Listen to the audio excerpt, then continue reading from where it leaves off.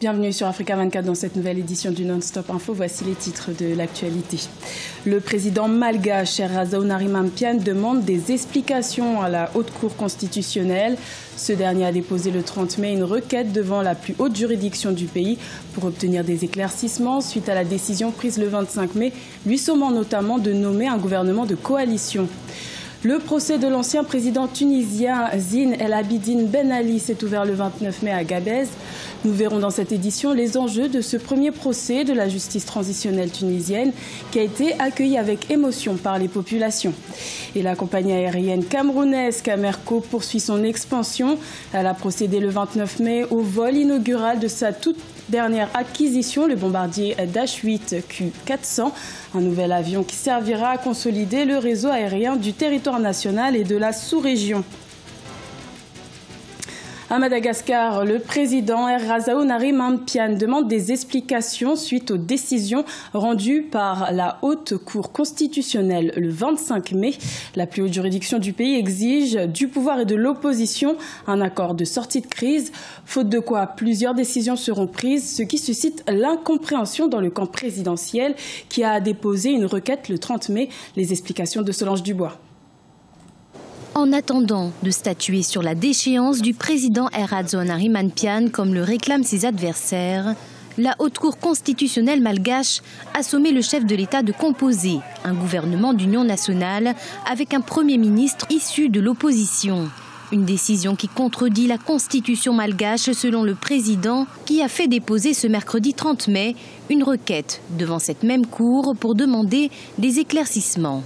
L'article 54 prévoit le seul pouvoir du président pour dissoudre le gouvernement. Donc on voulait que la Haute Cour constitutionnelle apporte son avis par rapport à cette ambiguïté, cette incompréhension de leur décision. Une requête qui fustige l'opposition. En effet, les dispositions et les délais d'exécution des décisions prises par la Haute Cour constitutionnelle semblent plutôt clairs selon les députés pour le changement, la Cour ayant précisé jusqu'au nombre de jours comptant délai. Si on lit la décision de l'AGC, il y a quelques ambiguïtés, il y a des précisions qui pourraient être nécessaires. Qu'en sera-t-il de la nomination du Premier ministre si un accord politique intervient justement après la nomination du Premier ministre? Donc la démarche du président pourrait s'expliquer. Pour rappel, la majorité au pouvoir ainsi que l'opposition disposent jusqu'au 4 juin pour trouver un accord. Passé cette date, un nouveau gouvernement de consensus verra le jour et le nouveau gouvernement devra être formé sur la base des dernières législatives, avec un nouveau délai de 7 jours. Le procès de l'ancien président tunisien Zine El Abidine Ben Ali s'est ouvert le 29 mai à Gabès. Il s'agit du premier procès de la justice transitionnelle, 7 ans et demi après la Révolution. Et pour la première fois depuis sa création en 2014, c'est l'instance Vérité et Dignité qui était chargée de ce dossier. Quels sont les enjeux de ce procès? Éléments de réponse dans ce sujet de la rédaction. L'ouverture du procès le 29 mai de l'ancien président tunisien Zine El Abidine Ben Ali a fait salle comble à Gabès. Ce premier volet d'une série de procès concernait notamment le meurtre de Kamel Matmati, membre du mouvement Ennahda, disparu sous le régime de Ben Ali et officiellement déclaré décédé en 2016. Cette première journée d'audience a permis de faire la lumière sur les exactions policières malgré l'absence de l'ancien chef de l'État exilé en Arabie Saoudite et de ses 12 co-accusés. C'est l'occasion pour la justice de prouver son indépendance et repartir sur de nouvelles bases. Poursuivis pour homicide, torture ou disparition forcée dans 25 dossiers, les 13 accusés doivent répondre de leurs actes devant l'instance Vérité et Dignité. Il s'agit du premier volet dans le processus de justice transitionnelle, instruit par cette institution mise en place en 2014 pour rendre justice aux victimes de la répression sous les régimes ayant suivi l'indépendance et les troubles post-révolution. Est-ce que la vérité, toute la vérité sera dite? Est-ce que les personnes seront jugées réellement?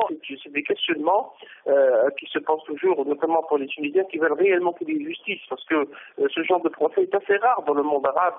On a eu, c'est vrai que le procès de Hosni Moubarak en Égypte, mais c'est un procès qui n'a pas donné tous les résultats attendus, notamment des opposants et des victimes du régime de Moubarak. qui lui aussi ressemblait au régime de Ben Ali en termes d'atteinte aux libertés, d'atteinte aux droits. L'instance Vérité et Dignité joue un rôle crucial dans la transition démocratique tunisienne, mais reste critiquée pour sa lenteur. La Cour a fixé la prochaine audience de ce procès au 10 juillet et s'est engagée à s'assurer que les accusés soient dûment convoqués. Au Cameroun, la compagnie aérienne Camerco a connu une hausse du trafic passager de 94% en 2017. La société a donc décidé d'ajouter une nouvelle acquisition à sa flotte. Il s'agit du bombardier Dash 8 Q400 dont le vol a été inauguré le 29 mai. Plus de précisions dans ce reportage de notre correspondant Thierry Ndassa. Le Dash 8 Q400, le nom du premier bombardier que vient d'acquérir la compagnie aérienne camerounaise Camerco, vient de se poser à l'aéroport international de Simalène à Yaoundé. À son bord, le ministre camerounais des Transports Jean-Ernest Ngalebi Béhé, accompagné de plusieurs autres membres du gouvernement. Ils ont procédé ce mardi 29 mai au vol inaugural Yaoundé-Douala-Yaoundé du nouvel avion de fabrication canadienne. L'initiative que le chef de l'État a prise en procédant à l'acquisition de ce nouvel aéronef est produire de très bons augures pour la suite. En tout cas, nous sommes très contents. Nous voulons rendre grâce et dire infiniment merci. Dire toute notre gratitude au chef de l'État pour cette initiative. Ernest Djikoum, au cours de cette cérémonie, a profité de l'occasion pour présenter au public les acquis de Camerco depuis son entrée en fonction au poste de directeur général en 2016. Le bombardier Dash 8 Q400 vient ainsi porter à 6 le nombre d'avions en service que possède la compagnie aérienne. Une acquisition qui promet déjà à la compagnie des perspectives encourageantes. Écoutez, on commence déjà à prendre plaisir de ce que ce Q400 nous offre aujourd'hui. La suite, effectivement, c'est l'implémentation de ce que je venais de vous dire. Le plan de redressement qui avait été approuvé par le chef de l'État. Permettre aux Camerounais de pouvoir se mouvoir sur le territoire facilement, que ce soit du nord vers le sud, ainsi de suite. Et donc la suite, c'est de pouvoir également préparer la CAN 2019 que le Cameroun devra organiser. Le Dash 8 Q400, fabriqué par Bombardier Aéronautique, est un avion destiné au transport de passagers. Il est le plus gros appareil de la série Dash 8 et possède 2 turbopropulseurs à 6 pales. D'après les responsables de Camerco, il offre un assez grand espace par passager et rend le voyage nettement plus confortable et agréable. Le tribunal arbitral du sport a rendu son verdict le 28 mai dans l'affaire qui opposait le Camerounais Ahmad Kalkaba Malboun à l'association des comités nationaux olympiques d'Afrique. Le TAS a donné raison au candidat malheureux à l'élection de la CNOA de mai 2017 et annule les sanctions qui pesaient contre lui. Les détails avec Viviane Bauken. L'air serein, Kalkaba Malboun, président du comité national olympique et sportif du Cameroun, vient d'être déduit des sanctions qui pesaient contre lui dans l'affaire qui l'opposait à l'ACNOA, l'association des comités nationaux olympiques d'Afrique, portée au tribunal arbitral du sport de Lausanne par ses soins. Selon le communiqué officiel du TAS, le Camerounais n'avait commis aucun méfait. Une décision bien accueillie par le patron du mouvement olympique camerounais.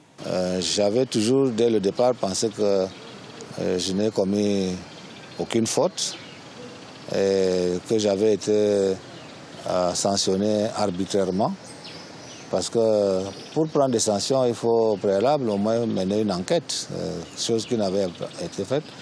Et j'ai été privé aussi de toutes les voies de recours.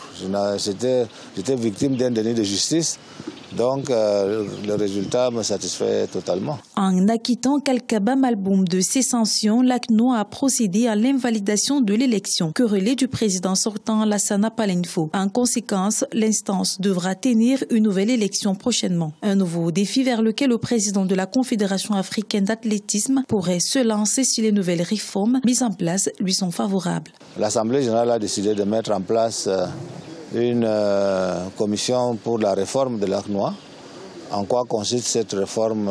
Je ne sais pas quelles sont les nouvelles conditions pour être candidat.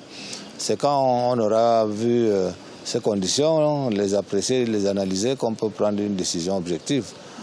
Aller ou ne pas aller selon les conditions qui seront en place. En rappel, la candidature de Kalkaba Malboum pour le poste de président de l'ACNOA avait été suspendue au motif que les autorités camerounaises lui auraient apporté leur soutien, ce qui serait contraire aux règles électorales de l'ACNOA. La décision du tribunal arbitral du sport vient ainsi mettre fin à près de 12 mois de bataille juridique entre le Camerounais et l'ACNOA. Ce journal a été réalisé par l'ensemble de la rédaction. Merci de votre fidélité. Retrouvez dans un instant une nouvelle édition de l'information sur Africa 24.